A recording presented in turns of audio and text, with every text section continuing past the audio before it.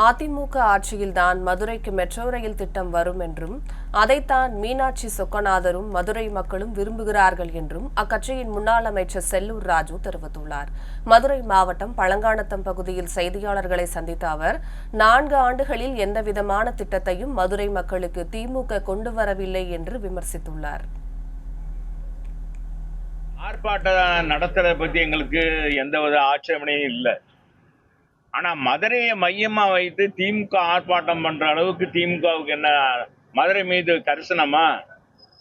இந்த கரிசனமே என்னன்னா, மதுரை வர 2016 மதுரை மக்களை ஏமாற்றுவதற்காக 2026 வர்ற தேர்தலில் திமுக வாக்கு வாங்கணும், மதுரை மக்களுடைய வாக்காளருடைய வாக்கை பெற வேண்டும் என்பதற்காக மதுரை மக்களை மீண்டும் ஏமாற்ற, எப்படி விடியல் தருவோம் சொல்லி இருட்டை தந்திருக்க திமுக அரசு இந்த 4.5 ஆண்டு காலத்தில் மதுரை மண்ணுக்குன்னு மதுரை மக்களுக்கு எந்த விதமான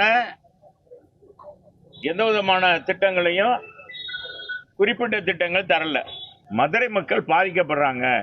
உண்மையான முறையில் இவங்க டிபிஆர் தயார் பண்ணி கிடைச்சதுன்னு சொல்லி அனுப்பியிருந்தா மதுரைக்கு மெட்ரோ ட்ரெயின் கிடைக்கும். ஆனா இவங்க செய்யாத அது காலத்தின் கட்டாயம். நம்முடைய அங்கேக்கனி மீனாட்சி சுந்தரேஸ்வரர் என்ன நினைக்கிறாரு? மதுரைக்கு மெட்ரோ ட்ரெயின் அதிமுக ஆட்சியில தான் வரணும், எடப்பாடியார் தான் தொடங்கி வைக்கணும், அதுவும் புரட்சி தலைவர் அம்மாவுடைய கட்சி ஆளுகிற அந்த கட்சி ஆட்சியில தான் வரணும்னு சொல்லித்தான் இன்னைக்கு சொக்கநாதரே விரும்புறார். மதுரை சொக்கநாதர் மதுரை மக்கள் விரும்புறாங்கப்பா.